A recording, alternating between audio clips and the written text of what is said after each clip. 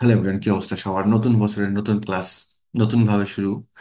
সবার দিনগুলো সুন্দর কাটুক আর রঙিন হয়ে উঠুক এই শুভকামনায় আজকের ক্লাস তোমাদের জন্য।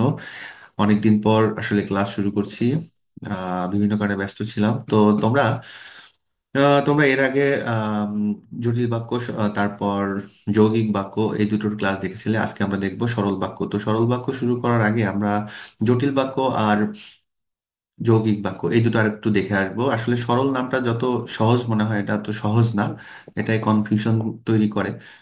অন্য দুটো সহজ আমি মনে করি সরল বাক্যের তুলনায়। তো তার আগে একটা কথা বলে রাখি, সেটা হলো তোমাদের কিন্তু এই যে সরল বাক্য কাকে বলে বা আইডেন্টিফিকেশন বা জটিল বাক্য কাকে বলে, যৌগিক বাক্য, এগুলো আইডেন্টিফাই ও লেভেলে আসে না। কিন্তু তোমরা ও লেভেলে যেটা করো, বাক্য রূপান্তর করার জন্য তোমাদের এইগুলো যদি তোমরা চিনে রাখো, তাহলে তোমাদের জন্য বাক্য রূপান্তর সহজ হবে। ঠিক আছে?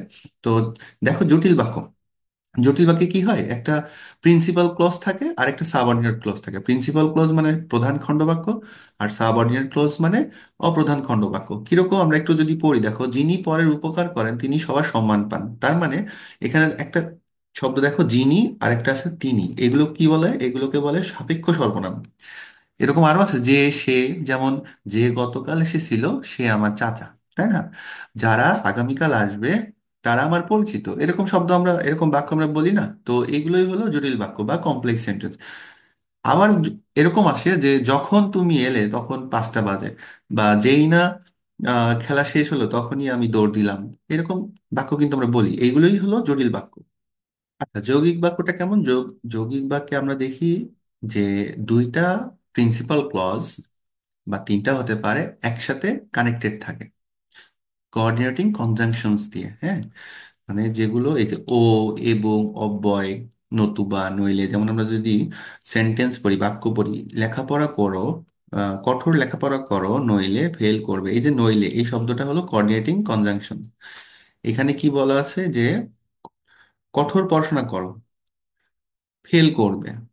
মানে এই যে দুইটা বাক্য একসাথে করা আছে, দুইটা, এটা এটা কি, এটা প্রধান খণ্ডবাক্য। এখানে আর সাবঅর্ডিনেট ক্লজ এই ধরনের কিছু থাকে না।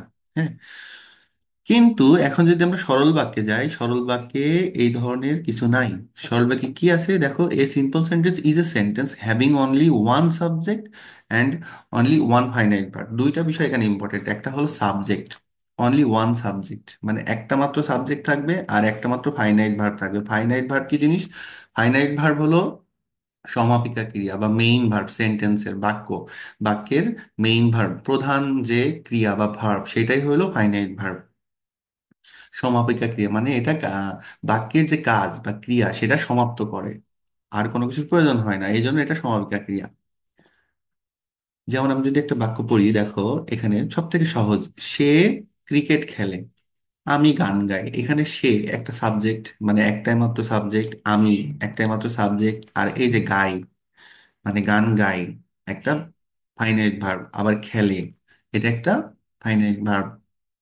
আর কিছু নাই এখানে। হ্যাঁ, এই যে ক্রিকেট, এটা হলো কি, এটা অবজেক্ট, এটা তো থাকবে। আমি যদি একটু বড় সেন্টেন্স দেখি, দেখো এখানে, মনে করো এই যে শিশুটি নাচতে নাচতে তার মায়ের কাছে গেল। এখন দেখো শিশুটি, এটা কি? এটা হলো সাবজেক্ট, নাচতে নাচতে তার মায়ের কাছে গেল। এখানে আরেকটা ভার্ব আছে, এই যে নাচতে নাচতে, নাচতে নাচতে, এটা কিন্তু ফাইনাইট ভার্ব না। ফাইনাইট ভার্ব কোনটা? এই যে গেল, এইটা।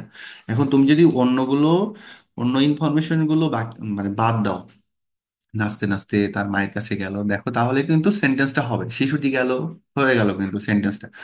আরেকটা দেখো, সে আমাকে পড়াশোনা করতে দেখলো। এই যে এখানে দুইটা ভার্ব আছে, একটা হলো করতে আর একটা হলো দেখলো। মানে করতে, পড়াশোনা করা একটা ভার্ব, আর দেখলো আরেকটা ভার্ব। কিন্তু পড়াশোনা করতে তার মানে টু স্টাডি, এটা এটা এটা কি, এটা হলো ইনফিনিটিভ। এরকম ইনফিনিটিভ, জেরান্ড, পার্টিসিপল, এগুলো কিন্তু মেইন ভার্ব না। এগুলো বাক্যের মধ্যে থাকবে, কিন্তু মেইন ভার্ব কোনটা? মেইন ভার্ব এই যে একটাই থাকবে। এটাকে বলছে ফাইনাইট ভার্ব বা সমাপিকা ক্রিয়া। এখন অন্য সেন্টেন্সে কি হয়, যে জটিল বাক্যে, যেমন এখানে কিন্তু ফাইনাইট ভার্ব দুইটা থাকে, কারণ এখানে দুইটা সেন্টেন্স থাকে। আবার আবার দেখো যৌগিক বাক্য, এখানেও ফাইনাইট ভার্ব দুইটা থাকে। যেহেতু দুইটা প্রিন্সিপাল ক্লজ থাকে, তার মানে ফাইনাইট ভার্ব ওখানে বেশি থাকে, কিন্তু সরল বাক্যে একটাই থাকবে। ঠিক আছে? আর সরল বাক্যে কি হয়? সরল বাক্যে যে ওই যে বললাম জেরান্ড পার্টিসিপল এইগুলো থাকে। জেরান্ড পার্টিসিপল তোমরা তো বুঝো, ওইগুলো চিহ্নিত করতে পারলেই হয়। আর ও লেভেলে যেরকম বাক্য আসে, যেমন 12 নম্বর দেখো, দরিদ্র হলেও তিনি সুখী, চুল পাকলেও তার বুদ্ধি বাড়েনি, পরিশ্রমী ব্যক্তিরাই জীবনে সাফল্য লাভ করে, এই ধরনের বাক্যগুলো ও লেভেলে আসে। মূলত এই মূলত এই ক্লাসটি মূলত চেনার জন্য, যে তুমি বাক্যগুলো চিনতে পারো যেন কোনটা কোন বাক্য। ঠিক আছে। আর এই যে দেখো এখানে দরিদ্র, একটা টিপস দিয়ে দিই ও লেভেল স্টুডেন্টদের জন্য, যে দরিদ্র হলেও, পাকলেও, করলেও, বললেও, এই ধরনের শব্দ যখন তুমি দেখবা সেন্টেন্সের মধ্যে, তখন বুঝতে পারবা যে এগুলো সরল বাক্য।